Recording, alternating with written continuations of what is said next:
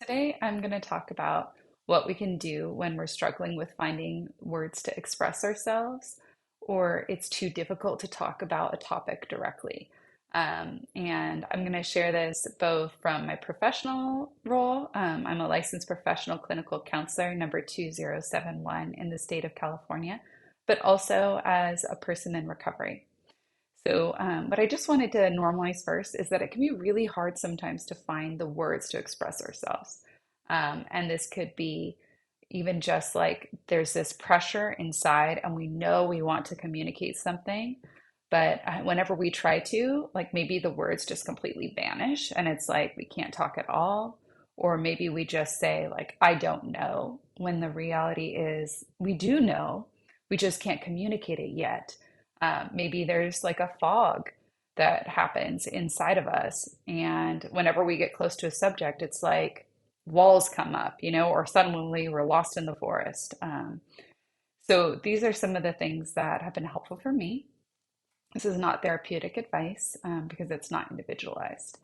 Um, but I wanted to say that one thing that can be useful is to use imagery.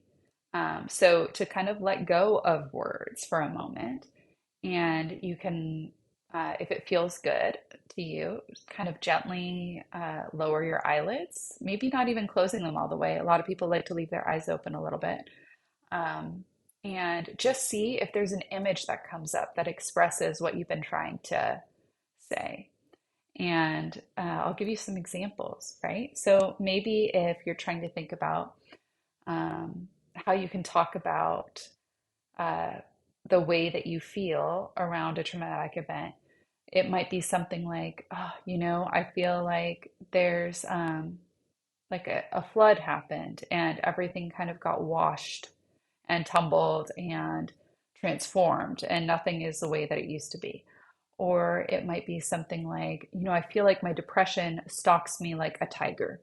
And at night, I just really feel its presence, and it's almost like it's on my chest with its claws kind of sinking into me. So you see how, like, the image can then, it holds emotion, right? A lot of times that's the beauty of imagery, is it tends to kind of pick up a story with it. And some people can't see like pictures when I say images, and that's okay. Another thing that we can do too is think of the story that's being lived out. Is this, do we feel like, a princess that has been, stuck in a briar patch? Like, what is it? What is the story that kind of is resonating? Because it gets us out of the personal. Images are universal. That's why we have art and sculptures that were created hundreds of years ago, but they still feel very relevant today. It's because they speak to us on some level. So we can hack into that.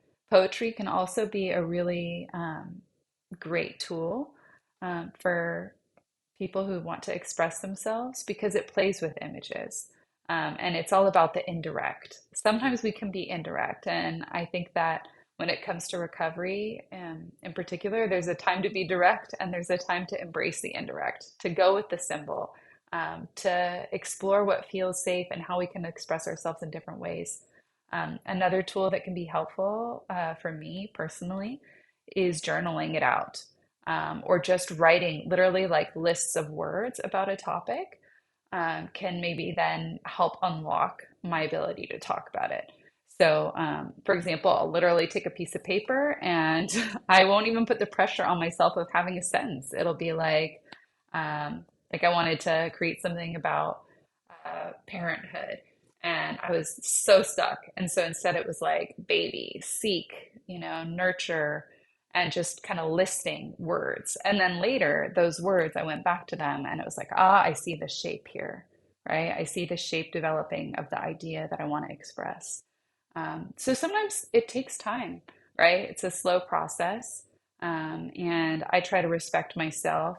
And also, I think it's really important that we listen to ourselves, right? A lot of times when we are trying to answer hard questions, we default to, I don't know, when really what we need is like, I'm not really sure how to answer that, or I need more time. or I need to come at that question from a different angle. It could even be like a body sensation angle. For example, like if I want to express something and I'm like, okay, I'm trying to think about how this has impacted me. The words aren't coming. I might go to, oh, what's my throat telling me? My throat feels like closed off. I feel like my voice isn't free right now. Or my shoulders feel tight and just constricted. Maybe I need to do some stretching or some gentle movement. There can be a lot of ways that we can work with body sensations. But again, like this is also individual. And if any of this resonates with you and you'd like to learn more, therapy is a great way to explore this. Um, and yeah, that is it for me. I'm Kristen Hornung. Thank you for listening.